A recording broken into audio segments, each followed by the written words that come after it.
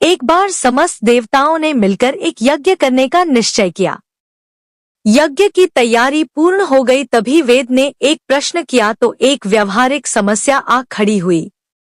ऋषि मुनियों द्वारा किए जाने वाले यज्ञ की हविष तो देवगण ग्रहण करते थे, लेकिन देवों द्वारा किए गए यज्ञ की पहली आहुति किसकी होगी, यानी सर्वश्रेष्ठ देव का निर्धारण जरूरी था, जो फिर अन्य सभी देवों को यज्ञ भाग प्रदान करे। ब्रह्मा विष्णु महेश परमात्मा थे। इनमें से श्रेष्ठ कौन है, इसका निर्णय आखिर हो तो कैसे?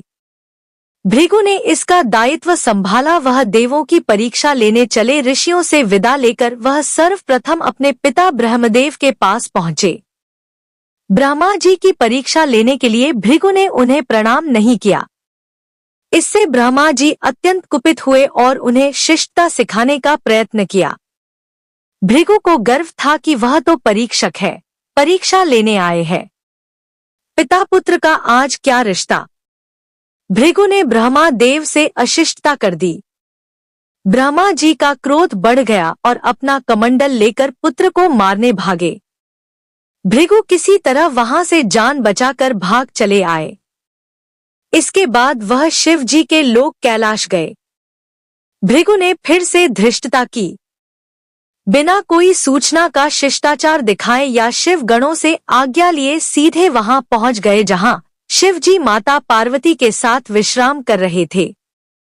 आए तो आए, साथ ही अशिष्टता का आचरण भी किया। शिव जी शांत रहे पर भृगु न समझे। शिव जी को क्रोध आया तो उन्होंने अपना त्रिशूल उठाया। भृगु वहां से भागे। अंत में वह भगवान विष्णु के पास क्षीर सागर पहुंचे। श्री हरि शेष शैया पर लेटे निद्रा में थे और देवी लक्ष्मी उनके चरण दबा रही थी। महर्षि भृगु 2 स्थानों से अपमानित करके भगाए गए थे। उनका मन बहुत दुखी था। विष्णु जी को सोता देख उन्हें न जाने क्या हो गया और उन्होंने विष्णु जी को जगाने के लिए उनकी छाती पर एक लात जमा दी। विष्णु जी जाग उठे और भृगु से बोले, मेरी छाती वज्र समान कठोर है। आपका शरीर तप के कारण दुर्बल। कहीं आपके पैर में चोट तो नहीं आई? आपने मुझे सावधान करके कृपा की है। आपका चरण चिन्ह मेरे वक्ष पर सदा अंकित रहेगा। भृगु को बड़ा आश्चर्य हुआ। उन्होंने तो भगवान की परीक्षा लेने के लिए यह अपराध किया था, परंतु भगवान तो दंड देने के बदले मुस्कुरा रहे थे। उन्होंने निश्चय किया कि श्री हरि सी विनम्रता किसी में नहीं। वास्तव में विष्णु ही सबसे बड़े देवता है। लौटकर उन्होंने सभी ऋषियों को पूरी घटना सुनाई। सभी ने एक मत से यह निश्चय किया कि भगवान विष्णु को ही यज्ञ का प्रधान देवता समझकर मुख्य भाग दिया जाएगा। लक्ष्मी जी ने भृगु को अपने पति की छाती पर लात मारते देखा तो उन्हें बड़ा क्रोध आया, परंतु उन्हें इस बात पर क्षोभ था कि श्री हरि ने उद्दंड को दंड देने के स्थान पर उसके चरण पकड़ लिए और उल्टे क्षमा मांगने लगे। क्रोध से तमतमाई महालक्ष्मी को लगा कि वह जिस पति को संसार का सबसे शक्तिशाली समझती है वह तो निर्बल है। यह धर्म की रक्षा करने के लिए अधर्मियों एवं दुष्टों का नाश कैसे करते होंगे। महालक्ष्मी ग्लानि में भर गई और मन श्रीहरि से उचट गया। उन्होंने श्रीहरि और बैकुंठ लोक दोनों के त्याग का निश्चय कर लिया। स्त्री का स्वाभिमान उसके स्वामी के साथ बंधा होता है। उनके समक्ष कोई स्वामी पर प्रहार कर गया और स्वामी ने प्रतिकार भी न किया। यह बात मन में कौंधती रही। यह स्थान वास के योग्य नहीं, पर त्याग कैसे करे? श्री हरि से ओझल होकर रहना कैसे होगा? वह उचित समय की प्रतीक्षा करने लगी। श्री हरि ने हिरण्याक्ष के कोप से मुक्ति दिलाने के लिए वराह अवतार लिया और दुष्टों का संहार करने लगे। महालक्ष्मी के लिए यह समय उचित लगा। उन्होंने बैकुंठ का त्याग कर दिया और पृथ्वी पर एक वन में तपस्या करने लगी। श्री हरि और बैकुंठ का त्याग कर महालक्ष्मी पृथ्वी पर एक वन में तपस्या करने लगी। तब करते करते उन्होंने अपना शरीर छोड़ दिया। विष्णु जी वराह अवतार का अपना कार्य पूर्ण कर बैकुंठ लौटे तो महालक्ष्मी नहीं मिली। वह उन्हें खोजने लगे। श्री हरि ने उन्हें तीनों लोकों में खोजा, किंतु तप करके माता लक्ष्मी ने भ्रमित करने की अनुपम शक्ति प्राप्त कर ली थी। उसी शक्ति से उन्होंने श्री हरि को भ्रमित रखा। आखिर श्री हरि को पता लग ही गया, लेकिन तब तक वह शरीर छोड़ चुकी थी। दिव्य दृष्टि से उन्होंने देखा कि लक्ष्मी जी ने चोलराज के घर में जन्म लिया है।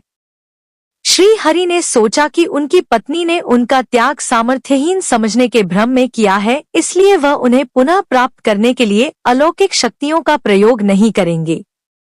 महालक्ष्मी ने मानव रूप धरा है तो अपनी प्रिय पत्नी को प्राप्त करने के लिए वह भी साधारण मानवों के समान व्यवहार करेंगे और महालक्ष्मी जी का हृदय और विश्वास जीतेंगे।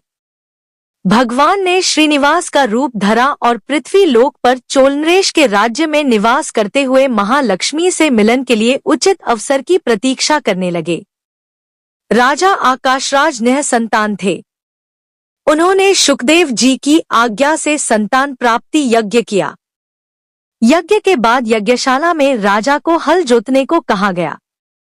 राजा ने हल जोता तो हल का फल किसी वस्तु से टकराया। राजा ने उस स्थान को खोदा तो एक पेटी के अंदर सहस्रदल कमल पर एक कन्या विराज रही थी, वह महालक्ष्मी थी। राजा के मन की मुराद पूरी हो गई थी। चूंकि कन्या कमल के फूल में मिली थी, इसलिए उसका नाम रखा गया पद्मावती। पद्मावती नाम के अनुरूप ही रूपवती और गुणवती थी, साक्षात लक्ष्मी का अवतार। पद्मावती विवाह के योग्य हुई। एक दिन वह बाग में फूल चुन रही थी। उस वन में श्रीनिवास, बालाजी आखेट के लिए गए थे। उन्होंने देखा कि एक हाथी एक युवती के पीछे पड़ा है और डरा रहा है। राजकुमारी के सेवक भाग खड़े हुए। श्रीनिवास ने तीर चलाकर हाथी को रोका और पद्मावती की रक्षा की। श्रीनिवास और पद्मावती ने एक दूसरे को देखा और रीझ गए। दोनों के मन में परस्पर अनुराग पैदा हुआ, लेकिन दोनों बिना कुछ कहे अपने अपने घर लौट गए। श्रीनिवास घर तो लौट आए, लेकिन मन पद्मावती में ही बस गया। वह पद्मावती का पता लगाने के लिए उपाय सोचने लगे। उन्होंने ज्योतिषी का रूप धरा और भविष्य वांचने के बहाने पद्मावती को ढूंढने निकले। धीरे धीरे ज्योतिषी श्रीनिवास की ख्याति पूरे चोल राज में फैल गई। पद्मावती के मन में भी श्रीनिवास के लिए प्रेम हुआ था। वह उनसे मिलने को व्याकुल थी, किंतु कोई पता ठिकाना न होने के कारण उनका मन चिंतित था। इस चिंता और प्रेम विरह में उन्होंने भोजन श्रृंगार आदि का त्याग कर दिया। इसके कारण उसका शरीर कृशकाय होता चला गया। राजा से पुत्री की यह दशा देखी नहीं जा रही थी, वह चिंतित थे। ज्योतिषी की प्रसिद्धि की सूचना राजा को हुई। राजा ने ज्योतिषी श्रीनिवास को बुलाया और सारी बात बताकर अपनी कन्या की दशा का कारण बताने को कहा। श्रीनिवास राजकुमारी का हाल समझने पहुंचे तो पद्मावती को देखकर प्रसन्न हो गए। उनका उपक्रम सफल रहा था। उन्होंने पद्मावती का हाथ अपने हाथ में लिया। कुछ देर तक पढ़ने का स्वांग करने के बाद बोले, महाराज, आपकी पुत्री प्रेम के विरह में जल रही है। आप इनका शीघ्र विवाह करे दे तो स्वस्थ हो जाएंगी।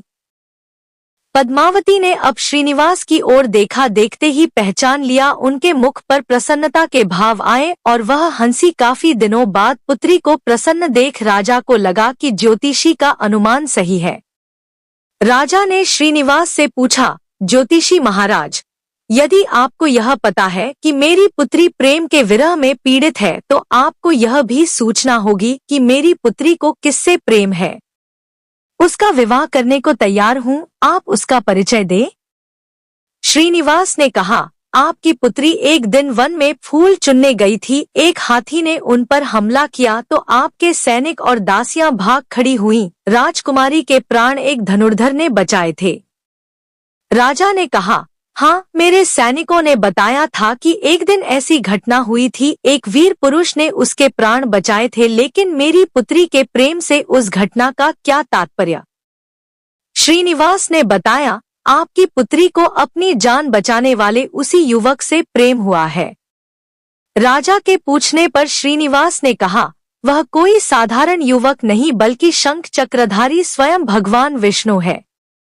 इस समय बैकुंठ को छोड़कर मानव रूप में श्रीनिवास के नाम से पृथ्वी पर वास कर रहे हैं। आप पुत्री का विवाह उनसे करें, मैं इसकी सारी व्यवस्था करा दूंगा। यह बात सुनकर राजा प्रसन्न हो गए कि स्वयं विष्णु उनके जमाई बनेंगे। श्रीनिवास और पद्मावती का विवाह तय हो गया। श्रीनिवास रूप में श्री हरि ने शुकदेव के माध्यम से समस्त देवी देवताओं को अपने विवाह की सूचना भिजवा दी। शुकदेव की सूचना से सभी देवी देवता अत्यंत प्रसन्न हुए। देवी देवता श्रीनिवास जी से मिलने और बधाई देने पृथ्वी पर पहुंचे, परंतु श्रीनिवास जी को खुशी के बीच एक चिंता भी होने लगी। देवताओं ने पूछा, भगवान, संसार की चिंता हरने वाले आप इस उत्सव के मौके पर इतने चिंतातुर क्यों हैं? श्रीनिवास जी ने कहा, चिंता की बात है, धन का अभाव। महालक्ष्मी ने मुझे त्याग दिया, इस कारण धनहीन हो चुका हूँ। स्वयं महालक्ष्मी ने तब से शरीर त्याग मानव रूप लिया है और पिछली स्मृतियों को गुप्त कर लिया है। इस कारण उन्हें यह सूचना नहीं है कि वह महालक्ष्मी का स्वरूप है। वह तो स्वयं को राजकुमारी पद्मावती ही मानती है। मैंने निर्णय किया है कि जब तक उनका प्रेम पुनः प्राप्त नहीं करता, अपनी माया का उन्हें आभास नहीं कराऊंगा। इस कारण मैं एक साधारण मनुष्य का जीवन व्यतीत कर रहा हूँ, और वह है राजकुमारी राजा की पुत्री से शादी करने और घर बसाने के लिए धन, वैभव और ऐश्वर्य की जरूरत है। वह मैं कहाँ से लाऊं? स्वयं नारायण को धन की कमी सताने लगी। मानव रूप में आए प्रभु को भी विवाह के लिए धन की आवश्यकता हुई। यही तो ईश्वर की लीला है। जिस रूप में रहते हैं उस योनि के जीवों के सभी कष्ट सहते हैं। श्री हरि विवाह के लिए धन का प्रबंध कैसे हो, इस बात से चिंतित है। देवताओं ने जब यह सुना तो उन्हें आश्चर्य हुआ। देवताओं ने कहा, कुबेर आवश्यकता के बराबर धन की व्यवस्था कर देंगे। देवताओं ने कुबेर का आह्वान किया तो कुबेर प्रकट हुए।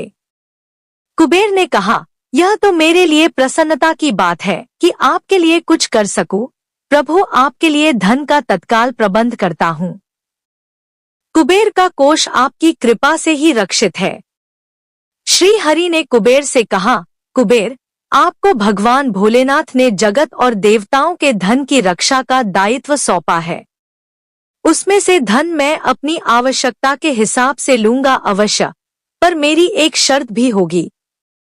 श्री हरि कुबेर से धन प्राप्ति की शर्त रख रहे हैं। यह सुनकर सभी देवता आश्चर्य में पड़ गए। श्री हरि ने कहा, ब्रह्मा जी और शिव जी साक्षी रहे, कुबेर से धन ऋण के रूप में लूंगा, जिसे भविष्य में ब्याज सहित चुकाऊंगा। श्री हरि की बात से कुबेर समेत सभी देवता विस्मय में एक दूसरे को देखने लगे। कुबेर बोले, भगवान, मुझसे कोई अपराध हुआ तो उसके लिए क्षमा कर दे, पर ऐसी बात न कहें। आपकी कृपा से विहीन होकर मेरा सारा कोष नष्ट हो जाएगा। श्री हरि ने कुबेर को निश्चिंत करते हुए कहा, आपसे कोई अपराध नहीं हुआ। मैं मानव की कठिनाई का अनुभव करना चाहता हूँ। मानव रूप में उन कठिनाइयों का सामना करूंगा जो मानव को आती है। धन की कमी और ऋण का बोझ सबसे बड़ा है। कुबेर ने कहा, प्रभु, यदि आप मानव की तरह ऋण पर धन लेने की बात कर रहे हैं तो फिर आपको मानव की तरह यह भी बताना होगा कि ऋण चुकाएंगे कैसे। मानव को ऋण प्राप्त करने के लिए कई शर्तें झेलनी पड़ती है। श्रीनिवास ने कहा, कुबेर, यह ऋण मैं नहीं, मेरे भक्त चुकाएंगे, लेकिन मैं उनसे भी कोई उपकार नहीं लूंगा। मैं अपनी कृपा से उन्हें धनवान बनाऊंगा। कलयुग में पृथ्वी पर मेरी पूजा धन, ऐश्वर्य और वैभव से परिपूर्ण देवता के रूप में होगी।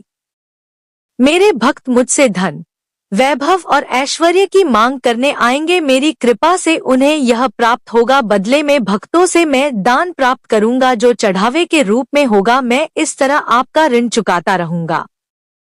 कुबेर ने कहा, भगवान, कलयुग में मानव जाति धन के विषय में बहुत विश्वास के योग्य नहीं रहेगी। उन पर आवश्यकता से अधिक विश्वास करना क्या उचित होगा? श्रीनिवास जी बोले, शरीर त्यागने के बाद तिरुपति के तिरुपला पर्वत पर बालाजी के नाम से लोग मेरी पूजा करेंगे। मेरे भक्तों की अटूट श्रद्धा होगी। वह मेरे आशीर्वाद से प्राप्त धन में मेरा हिस्सा रखेंगे। इस रिश्ते में न कोई दाता है और न कोई याचक। हे कुबेर, कलयुग के आखिरी तक भगवान बालाजी धन, ऐश्वर्य और वैभव के देवता बने रहेंगे। मैं अपने भक्तों को धन से परिपूर्ण करूंगा तो मेरे भक्त दान से न केवल मेरे प्रति अपना ऋण उतारेंगे बल्कि मेरा ऋण उतारने में भी मदद करेंगे। इस तरह कलयुग की समाप्ति के बाद मैं आपका मूलधन लौटा दूंगा। कुबेर ने श्री हरि द्वारा भक्त और भगवान के बीच एक ऐसे रिश्ते की बात सुनकर उन्हें प्रणाम किया और धन का प्रबंध कर दिया।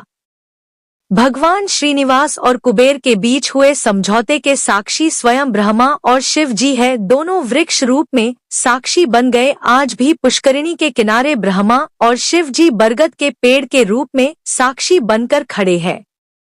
ऐसा कहा जाता है कि निर्माण कार्य के लिए स्थान बनाने के लिए इन दोनों पेड़ों को जब काटा जाने लगा तो उनमें से खून की धारा फूट पड़ी। पेड़ काटना बंद करके उसकी देवता की तरह पूजा होने लगी। श्रीनिवास और पद्मावती की शादी पूरे धूमधाम से हुई, जिसमें सभी देवगण पधारे। भक्त मंदिर में दान देकर भगवान पर चढ़ा ऋण उतार रहे हैं, जो कलयुग के अंत तक जारी रहेगा। नमो भगवते वासुदेवाय नमः।